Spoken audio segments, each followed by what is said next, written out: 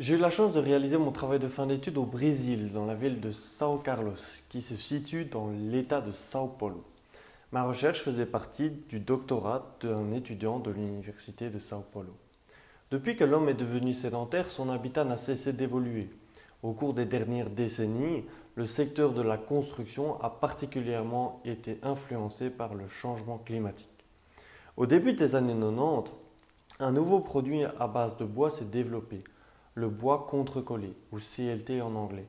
Celui-ci assemble traditionnellement 3 à 5 plis superposés orthogonalement et peut s'utiliser comme mur, plancher ou toit. Il a beaucoup d'avantages par rapport à des matériaux traditionnels. Son faible poids et sa préfabrication permettent de construire haut et en peu de temps, permettant de répondre aux enjeux du XXIe siècle.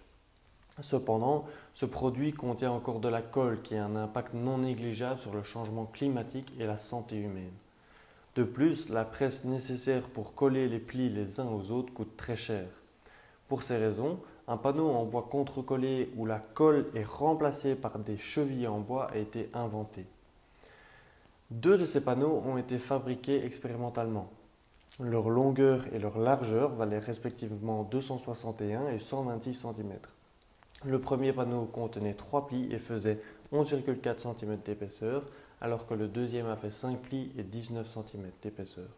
Le bois utilisé pour les différents plis était du pin, alors que du rochigno, une espèce de feuille brésilienne, est utilisé pour les tourillons. Dans un même temps, une étude mathématique a été faite. L'objectif de ce travail était de développer des modèles analytiques permettant de prédire les propriétés mécaniques de tels panneaux lorsqu'ils sont utilisés comme planchers. Deux théories permettant de caractériser des poutres assemblées mécaniquement par des connecteurs ont été utilisées et adaptées au cas des planchers des CLT. L'étude porte espoir puisque la portée théorique maximale atteignable pour le panneau 3 plis est de 325 cm contre 530 cm pour le panneau 5 plis. Comparé à du CLT, il a été montré que leur performance était similaire pour de grandes portées. Cette étude mathématique demandait de caractériser la raideur de la connexion entre les planches de bois. Des tests expérimentaux complémentaires ont donc été faits.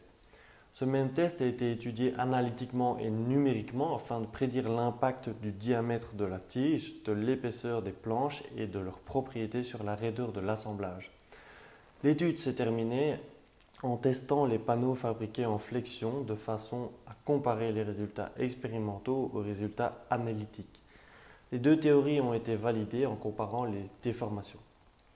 De nombreuses questions restent en suspens, mais toutes les raisons portent à croire que ce nouveau système structurel a de l'avenir. Le retrouverons-nous dans nos bâtiments dans quelques années ?